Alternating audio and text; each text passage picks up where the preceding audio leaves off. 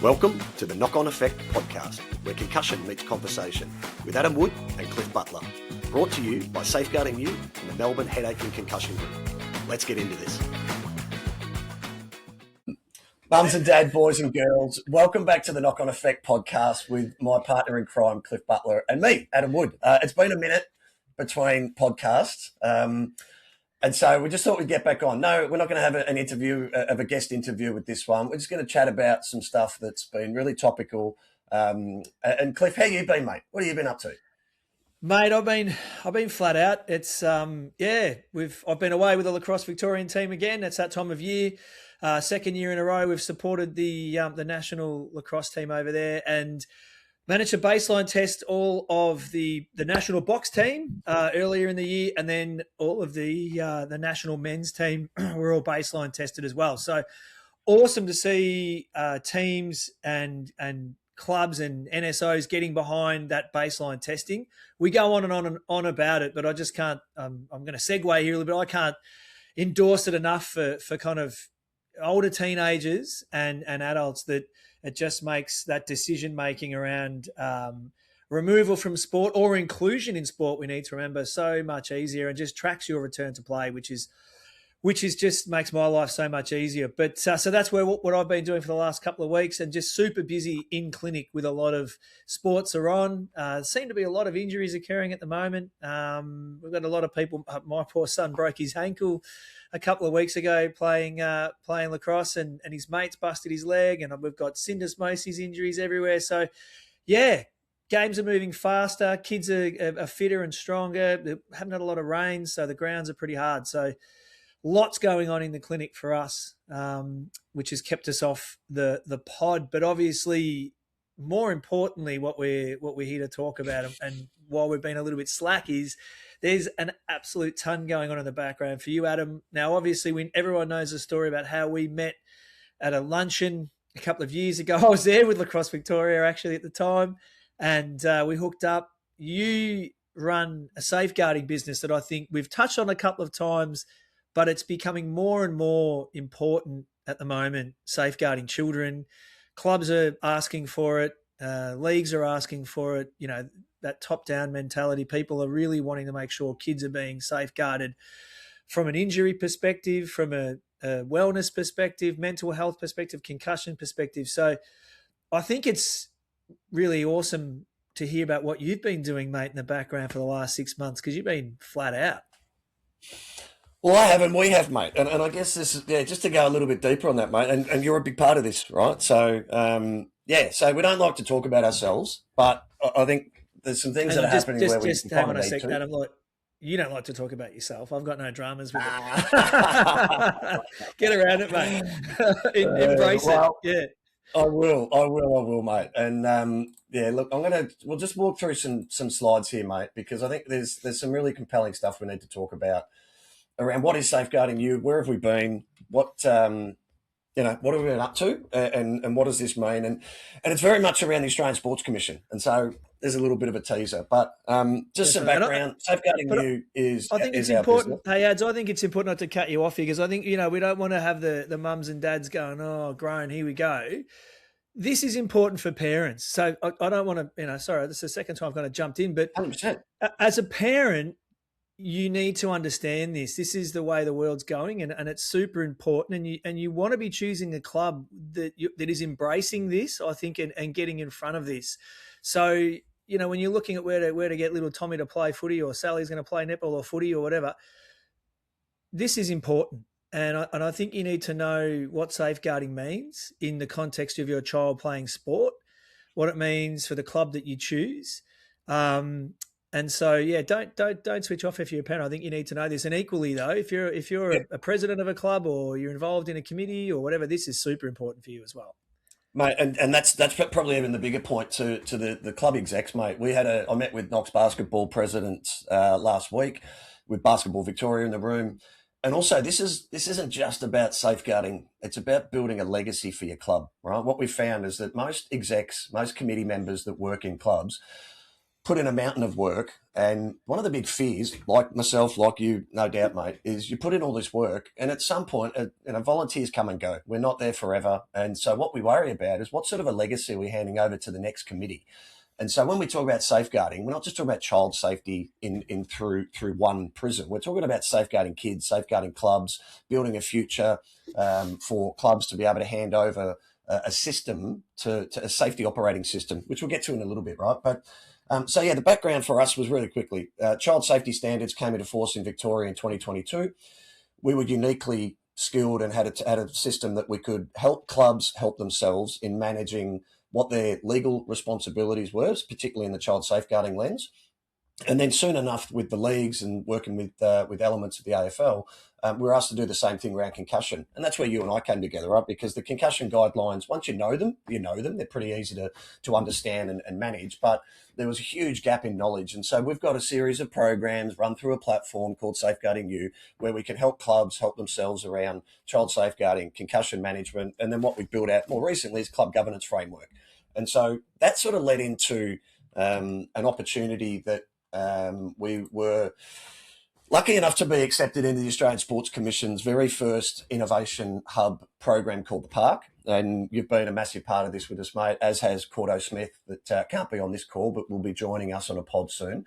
And you can see here, this was just a LinkedIn post that they announced, again, probably 7 months ago, where we were one of 5 sport tech companies that were brought in to help look and research, see if we could work with NSOs around trying to help brain health in that particular area, but also safeguarding and governance and sort of our space.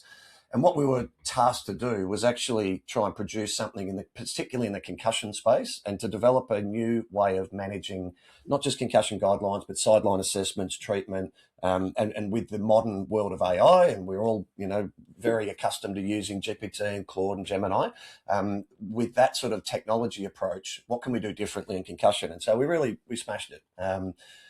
We were very lucky, and we did a trip up to Canberra, and we can see here, not long after that announcement, yourself, myself, and Cordo, we went up to Canberra to the AIS, and we worked on developing what would our MVP be, what was our design brief, what we were trying to build as part of this 6-month program. And we can just see, we had some very influential people at the table helping us really think through what we pitched was Charlie, the concussion co-pilot, really. And so it was taking AI, taking all of our knowledge from a governance perspective, from a treatment perspective, and trying to reimagine how clubs, leagues, and state sporting organisations and national sporting organisations, how do they manage this? And starting just with concussion. This is Can I chime in there, Ads? And I think what I've seen on and I still see, and like you said, I think the legacy that you leave behind, you can get a club up and running, and then they turn over their child safety officer, or they turn over their concussion officer, or whatever, and all of a sudden, everything that you've put into place for 2, 3, 4 years might slip or be misinterpreted. So I think this is really important in terms of getting a system in that just stands a test of time. And why we feel this is important, I think we've said on a couple of chats, is just to empower those mum and dad, volunteers on the sideline, because concussion is quite scary. We're dealing with the brain, and everyone all of a sudden goes straight to the worst case scenario of brain bleed and, trauma and all that kind of stuff. And then they start to quickly navigate towards legality and what happens legally if I don't get this right.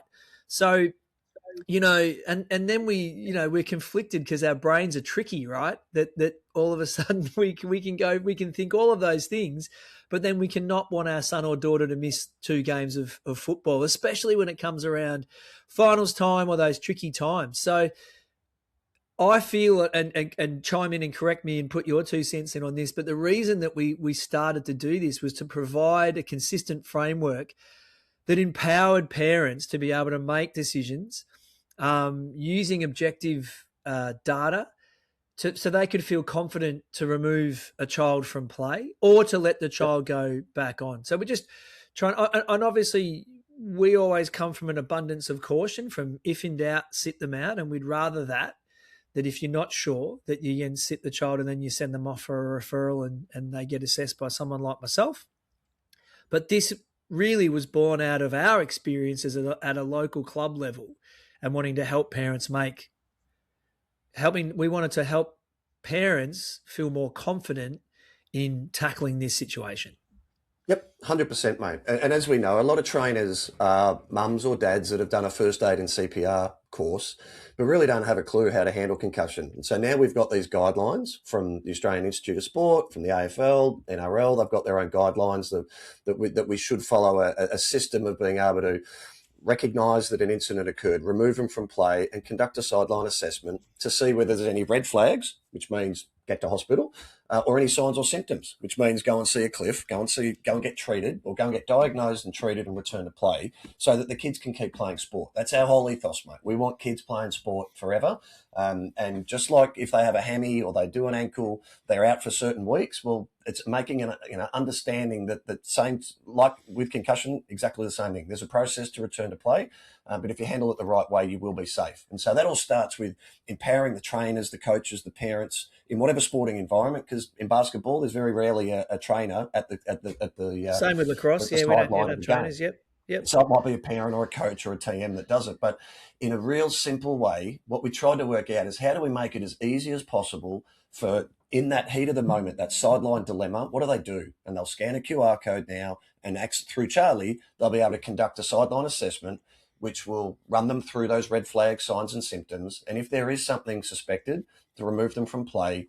They get a record of the incident to then take to the allied health professional that can do the diagnosis and that can give them a record of what happened in that moment, if we haven't been fortunate enough to get baseline tested beforehand, which again is the gold standard, but often, some teams or players or clubs haven't done that. And so this is a triage tool, and it's a decision support tool to help coaches, trainers, players, parents be able to make a decision in that moment. Also, the reality is, mate, there's a lot of white line fever. There's some coaches, some old school parents that don't think concussion's a thing. And so this tool enables the trainer, where there is one, the black and white data-driven approach to say, no, we're sitting them out because I've seen this thing. There is a red flag, or there is a sign, or there's a symptom. And it's not subjective. It's very clear. And so, my background is the governance side, right? If a club has a really strong position on making sure they follow the guidelines and they want to put the health and well-being of their players at the forefront, well, this is a really simple way to do it.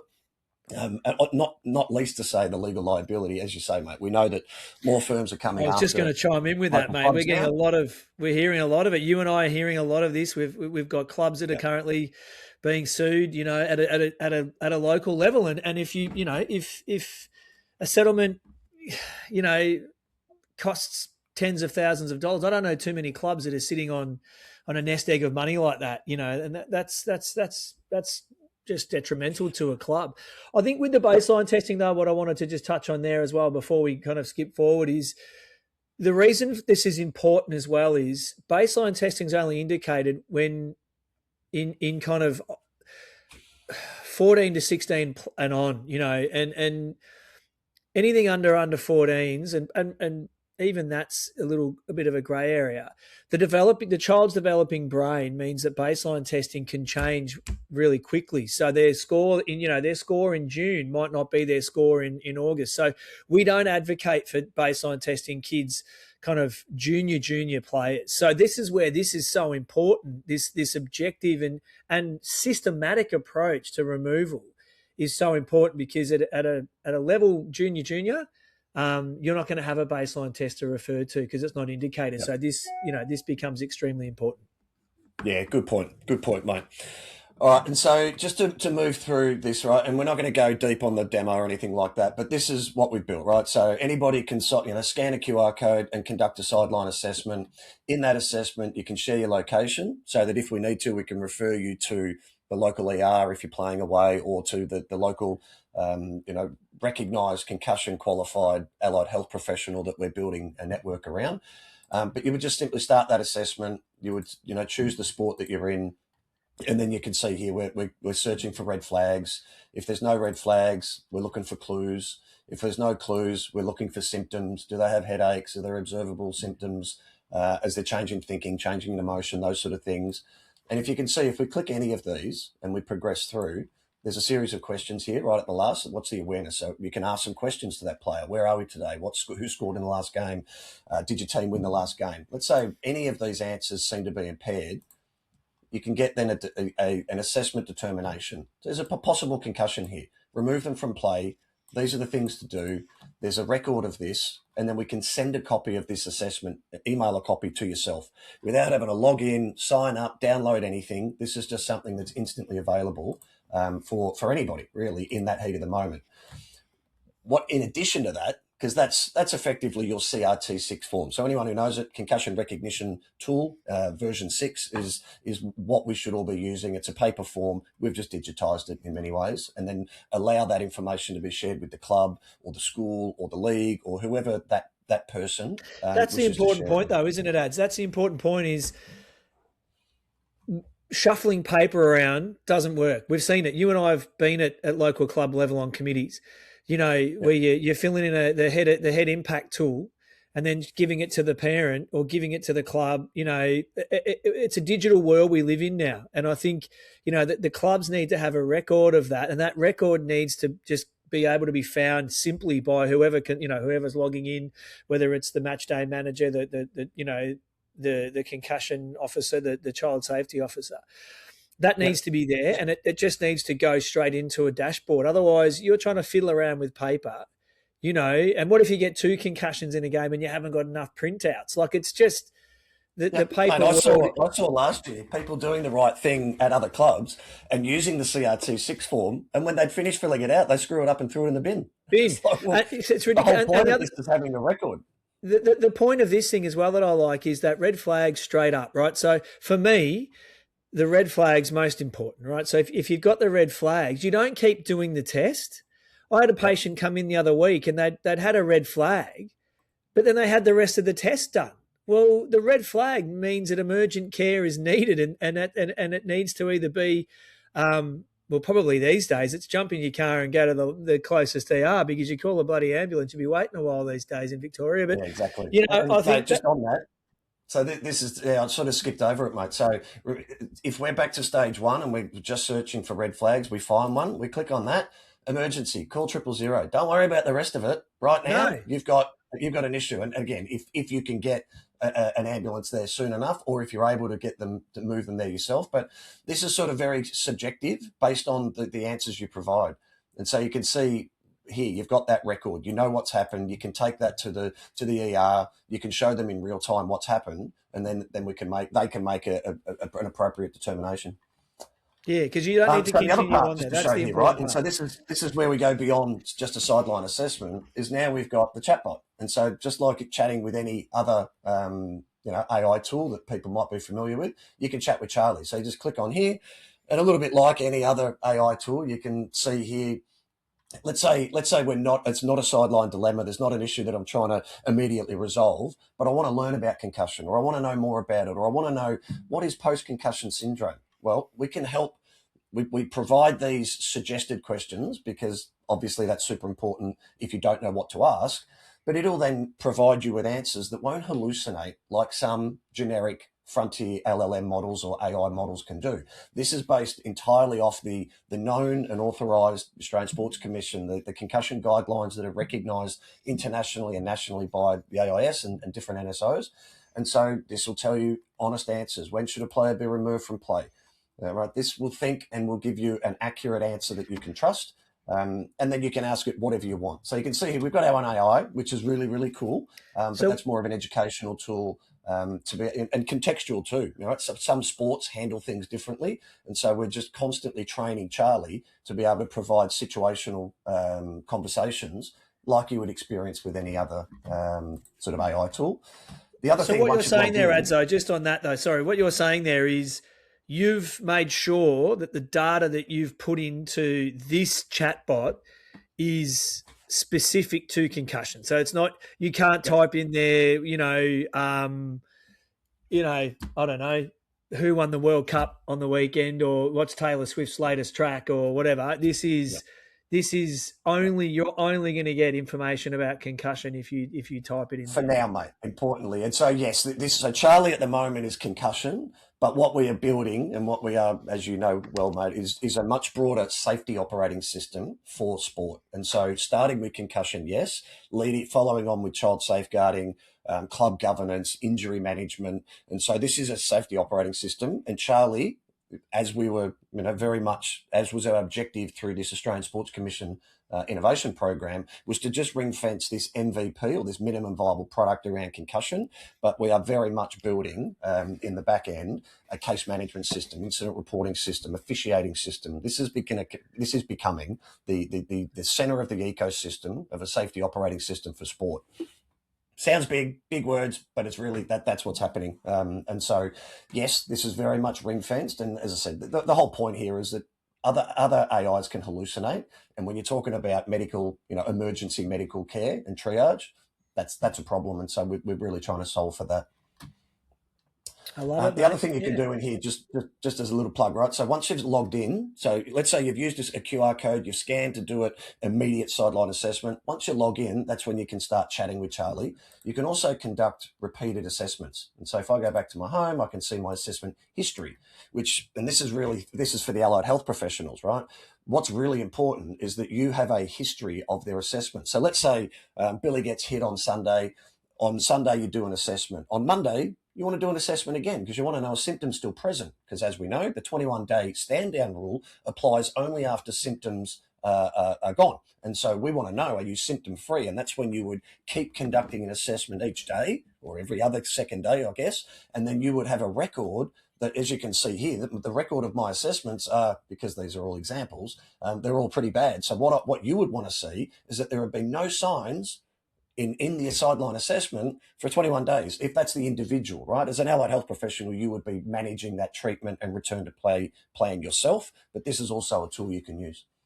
I love this. Look at you with all your concussion knowledge now. You taught me well, mate. You're on fire. And yes, that is the important part, isn't it? Is that we miss, I just want to dial that in. We miss that it needs to be 14 days symptom free within the 21 days. So the 21 days is a suggestion, really. This is where we're getting it a little bit wrong, and this is the sticking point for me. And I really like this software for this reason, that parents can see and players can see, because I feel like the bad guy all the time. This is, where I'm like, oh, sorry, Timmy. Yeah. You've only started being symptom free into your second week, because in all things going well, week one is relative rest, and then a little bit of walking and a little bit of heart rate increasing, and go back to school, go back to work, do your half days, get your symptoms kind of to drop from, wherever they are back to kind of zero or baseline.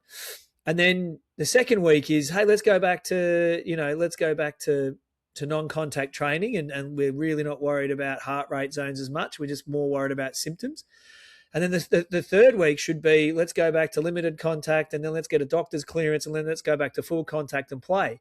So that's that last 2 weeks is that 14 days that needs to be symptom-free. And this is the sticking point for parents, where it's like, if your symptoms drift into that second week, well, that 21-day mark might become 27, 20, it just keeps going back. And so having the clarity of this kind of a system where you can plug in where you're at, this is, for me, the most exciting part of what we're doing here. Yep. Yeah. Any way that I can palm off something to a computer, mate, I'm more than happy. I mean, the computer says no. And mate, I don't feel like the bad guy anymore. You made the point, No. you feel like the bad guy. I don't anymore. Like at a club level, every week, and it's one of those things, when you start looking for things, you start seeing them more often. So we're starting to see a lot more reports and incident reports come through Safeguarding You. But it's done in a real positive way, because the club now knows. The club have made a stance. From a governance perspective, we don't accept under-reporting. We don't accept, return to play without, having received at least the medical clearance. And we know that can be gamed a little bit. But we're starting to see real encouragement. And so people aren't hiding it, because everybody's looking for it. And once that becomes the norm, there's not that. The players don't have to fear being seen as weak or whatnot. They understand that these are serious risks, that the individual, the parents, the coaches, the TMs, the club, and clearly the sporting code don't accept. And once that message becomes clear, then the rest of this is just a formality. That's where the baseline testing's been amazing at Willie Junior. So shout out to Rach and Josh down there at Willie Juniors, and also we've managed to. We've been really proud of what we've achieved over here. This is where you talk about your self ads, right? So we've managed to do baseline testing with Williamstown Juniors from their 14s up. We've managed to do baseline testing with the Williamstown CYMS, and we're working with Bryson Ford. He's their EP and pitch side manager there on integrating it into the Williamstown CY, so the under-19s and the seniors there. And also the Spotty Footy Club have done all their senior under-18 players as well. So it's a beautiful movement within the West that we've got going on. And then, but what it does is it, the players then become aware of, we're doing baseline concussion testing. This is normal. We want to look after our brains. It's the second year we've done it at Willie Juniors, and the boys were straight onto it. No, our boys and girls were just straight onto it. Like, bang, we know what we're doing. Let's go. So that at a player level is fantastic, because then they're getting exposed to, hey, this is the normal for us now. But then, like you said, we also need to kind of expose the club to it as well, and kind of go, this is what we do, and this is how we go about it. Because you mentioned before, if you do a hamstring, you know that it's 6 weeks, and you just accept it. And you know that if you come back too early from a hamstring, you may do it again, and that may mean you're out for 12 weeks. The brain is absolutely the same. You need to let the brain heal, and just because your symptoms have gone at 10, 12, 13 days doesn't mean that you're physiologically healed at your brain, that the axons and all your cells in your brain are healed. And if you come back too soon and it happens again, then you're more susceptible, and you may then be out for longer, because the second hit means that you get probably worse symptoms, and they probably hang around for longer. So It's exactly the same. I don't know why we're talking about these injuries any differently. The one thing different is, mate, is if you tear your hammy again, you're not at risk of death. Well, there's a very rare, occurrence of double impact syndrome, or second impact syndrome, where, we have seen players in Australia die. You saw the Eli Katoa incident where he was, rushed in an emergency fashion to hospital, and luckily he was playing at an elite level and could have surgery to kind of save his life in that incident. Yep. So I think, and let's not forget, anyone who hasn't seen our podcast with Wendy Smith, mate, like that's the worst case scenario. That's the story that parents need to know. Parents, clubs, volunteers, officials, we all need to know that story, because that's the worst case scenario. As rare as it may be, it is a reality. It is a reality. And just want to give a shout out to Wendy. She's running basically a memorial down at Norwood Footy Club in South Australia on the 8th of August at 10 a.m. Tickets are $100 for an individual, or $900 for a table. Our mate Al Pearce, who we've had on here before, is speaking at that function as well. There's a bunch of speakers there. There's a lunch on. And then you get to watch Norwood Footy Club play afterwards as well. The proceeds go to the Concussion Legacy Foundation. If you're in the area, head to that. It promises to be a great day. Al loves to talk. He'll be entertaining as hell. Or even just grab yourself a hat online here. Fantastic to run in these things. So can't pump up. We'll put a link in the description below, mate, so that anyone can find that too. Yep. Sorry, we lost. All right, so let's wrap this up, mate, because we want to make this a short one, and we don't want to go on and on about it. But as we said, some things are happening. We then, as part of this ASC, or the Australian Sports Commission program, the first NSO, or National Sporting Organisation, to roll out Charlie was Judo Australia. And big shout out to Gareth Watkins, who was a massive supporter and so enthusiastic about getting this tool in the hands of all the dojos, or all the judo clubs around Australia. And so that work we've launched, and now we're working to workshop and to get a stronger awareness. We put out posters for all the clubs where they can just scan a QR code and access Charlie. This was their announcement, which again was a great moment for us, right? First NSO. We've now got Oz Cycling, and so we're rolling out with BMX very soon.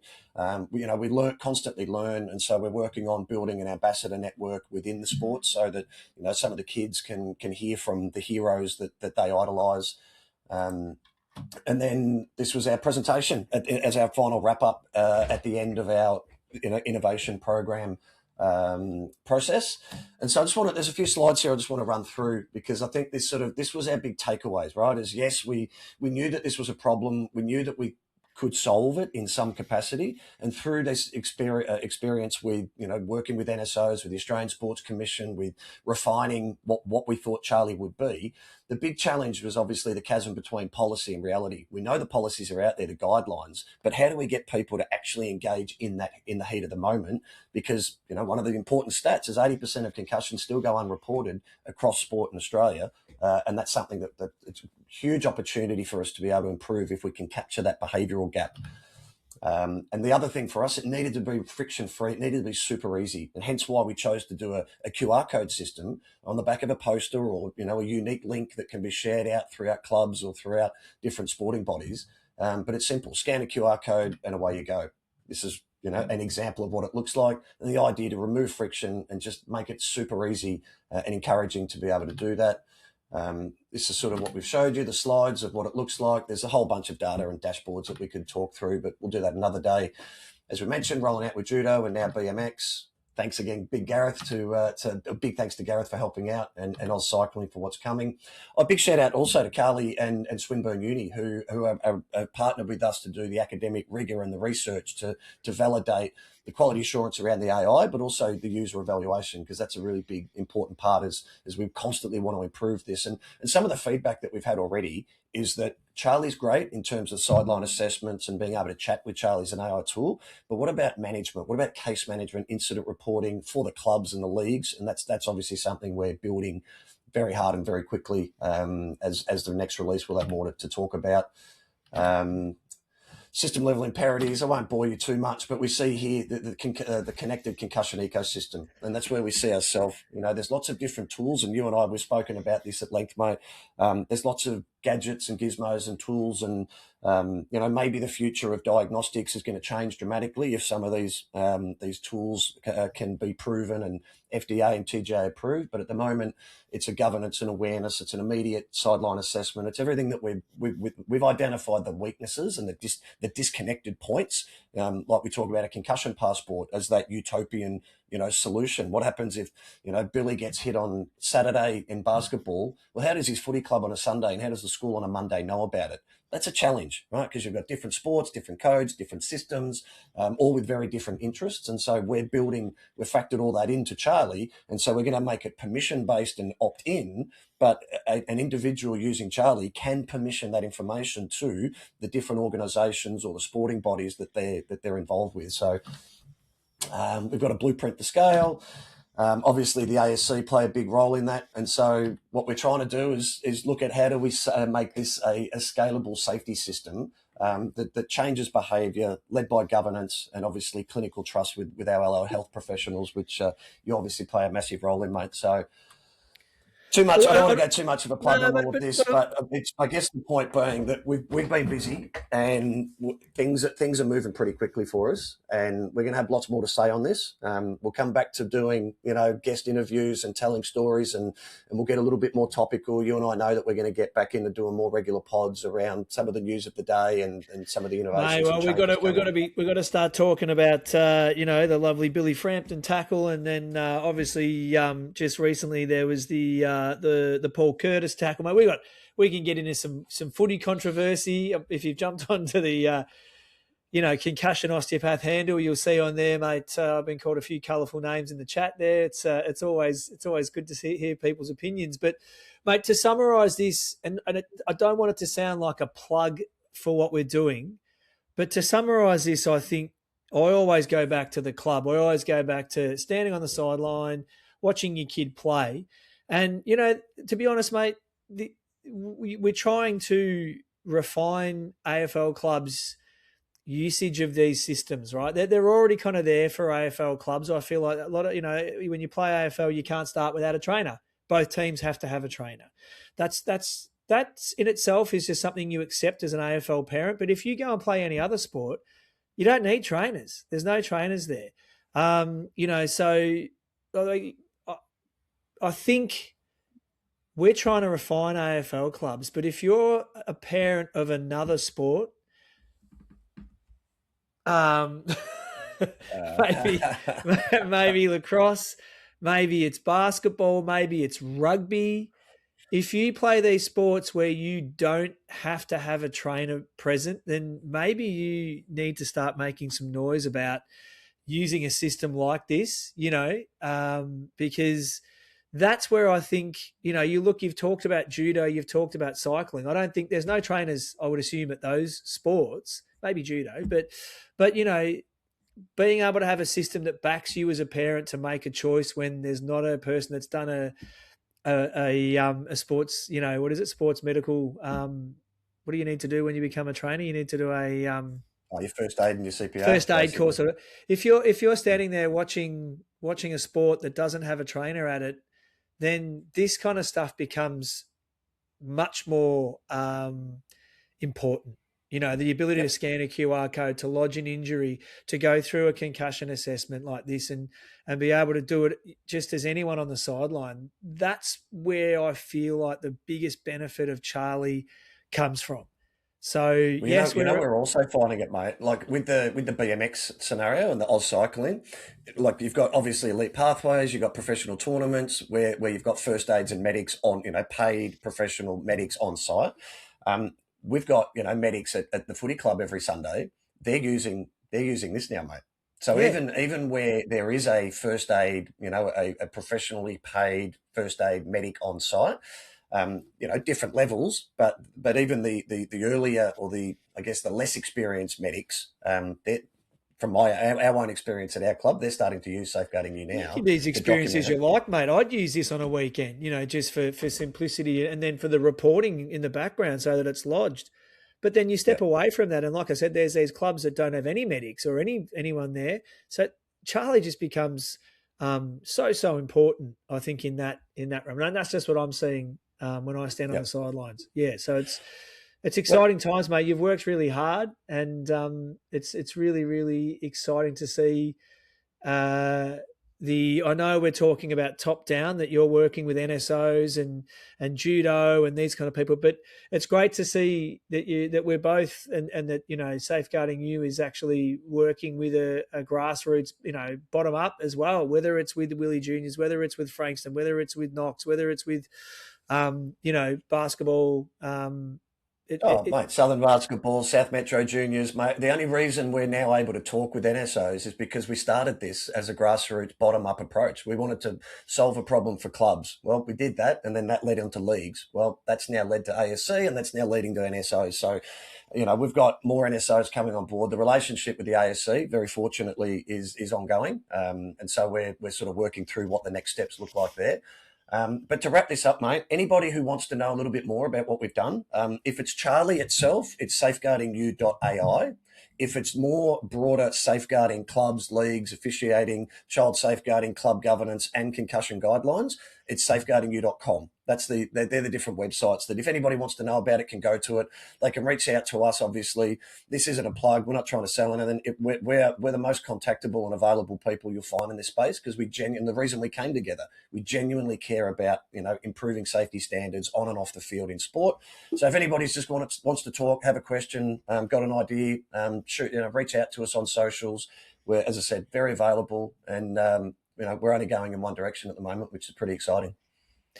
True, mate. And I just can't wait to go and watch the Blues punish the Maroons on Wednesday night. Going to go and hang out with my mate Eddie Farrer in there and just watch the Blues steamroll, mate, and just take the series 2-0. It's going to be fantastic. Oh, mate, I'm torn. As you know, mate, my old man's from New South Wales, but I'm a massive Storm fan, so it was what a game one. But yeah, good luck on Wednesday, mate. I can't be there, but make sure you say good day to Eddie, and hopefully he listens to this pod at some point. That Cool. That was a great pod, wasn't it? It wasn't, mate. He's a superstar. So well researched and speaks really, really well. And just what an absolute champion. And I think we've had some great guests on this pod, mate. So we'll have to get the next one on soon and rock and roll. Yeah. But and we'll get back to doing. We'll do one a week, mate. We'll talk soon and we'll plan one for next week. And we'll be back to our regular schedule of informative content that you'll learn something from. But we thought today was an important time to just let everybody know what we've been doing, where we're going, and we'll be back again next week. Too easy, mate. Enjoy, everybody. Awesome. Safe weekend. Thanks, legend. Be good.